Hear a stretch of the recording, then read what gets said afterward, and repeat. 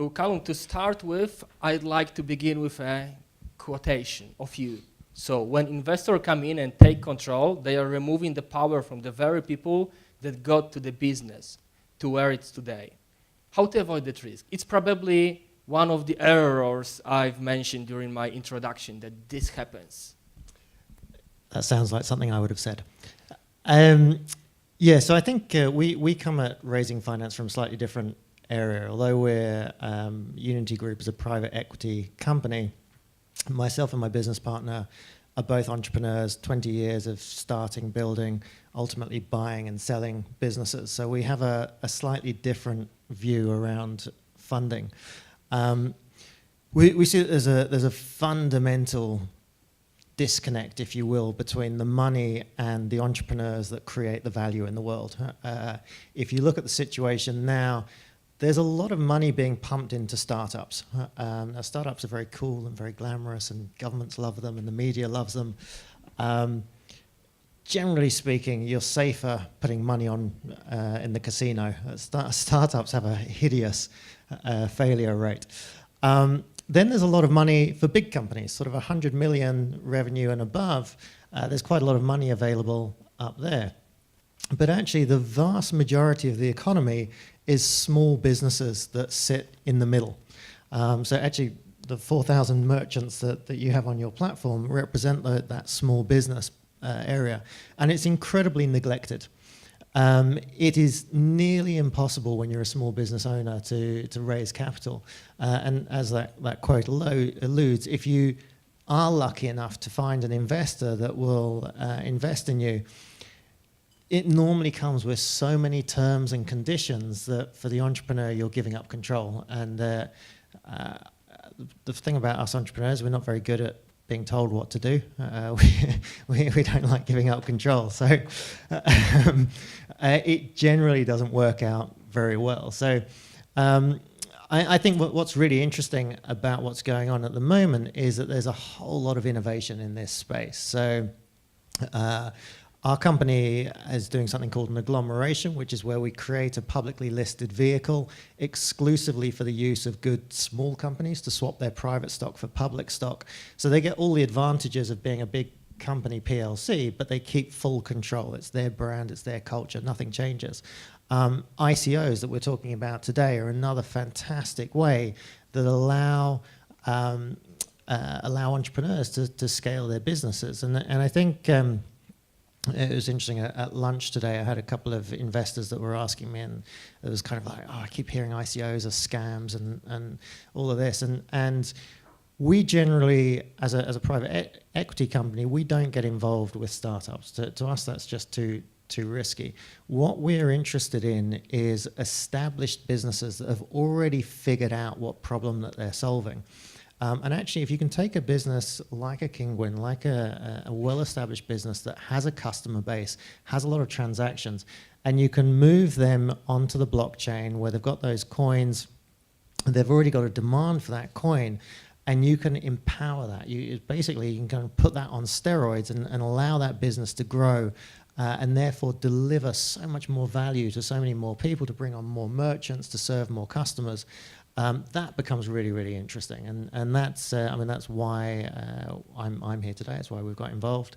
But I think that's really the opportunity, and I think for investors that are thinking about whether they should get involved in this space, the trick is to look past the idea. There's lots of good ideas out there. But actually, ideas very rarely survive. And sometimes you can kind of add team to that. Okay, well, it's a good idea and it's a good team. Well, that's fantastic as well. But if you get the timing wrong, you can lose all your money on that. But the one thing that's constant is if the market has a demand. And if there's a market demand, then you can make money on that. And there's clear, huge demand in the esports area and the e-commerce area. And when you couple that demand, that proven traction, with an incredible team and a great idea, then you've got a really, really positive opportunity. You mentioned that the idea is not the most important. Probably the biggest asset are people. And I'm wondering, have you ever seen a startup being able to compete with the biggest corporations, fighting for the people, being able to acquire the most important asset from the market? Yeah, so it's one of the biggest challenges that small businesses face, but it's also, I think, one of the biggest opportunities that small businesses face. So small businesses always, we tend to have kind of a chip on our shoulder about, big companies have all these resources and they can attract great staff and things. But actually what the advantage that small businesses have is you create your own culture and you can be flexible. And one of the things, just as one example, I'm based in Singapore, and in Singapore, there's still, within big companies, there's still very much a culture of working long hours and be the last person in the office to leave. And you've got this huge part of the economy, which is mums. So incredibly talented women that have got degrees, masters, 10 years of experience. They have kids. They're desperate to get back into the workforce. And the big companies are saying, yeah, that's great, come back. We start at 8 o'clock in the morning and you'll be expected to work till 9 o'clock at night. And these mums are saying, no, that just doesn't work for me. Whereas small businesses, we don't care what hours people work. We don't care where they work. Work from home, work at midnight. I don't care as long as the work gets done. And so actually, if you kind of take what's perceived as being a challenge and you can turn it into an opportunity, I think that's where small businesses have a huge opportunity. And I think I'd also add to that, I've written a couple of business books, and both of them are around this idea that we're moving from an era of competition into one of collaboration. And I think small businesses have this opportunity to collaborate with each other. And that's hugely threatening to big companies because big companies are terrible at collaborating. And they would love to collaborate with small businesses, but they don't know how to do it. And so small businesses collaborating together can really achieve incredible stuff. At the beginning, it's probably the longest answer to a really simple question, sorry. No, I believe that's your job, to give the complex and not that simple answer to my simple questions. Just a small hint, because I'm really interested. Are you the last person that leaves the office in your company? No. No, I mean, we run very, very flexible. And I guess it's just so I've been an entrepreneur for 20 years. I really don't care where people do the work. And I know, actually we have a lot of our employees are remote workers. Some people work great in the morning, some people work great at night. I don't care. I don't care if they come into the office. Just as long as the work gets done.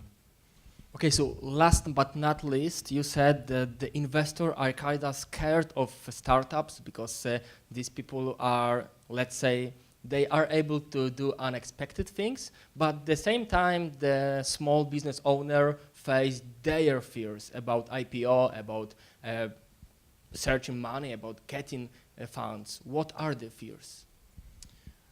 So I think IPOs in particular used to be,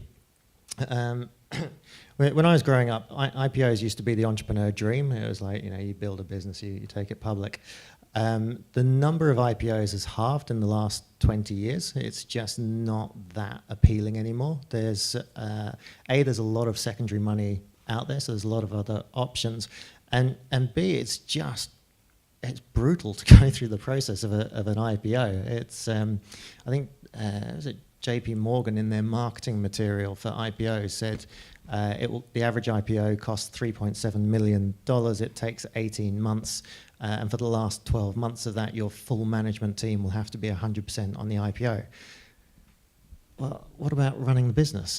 There's a lot of other stuff going on. And so there's a lot of people out there that are trying to figure out better ways to do this, because also then you get public and suddenly you've got this very fundamental values shift between entrepreneurs, and this is something that we face because we take a lot of small businesses public through the agglomeration.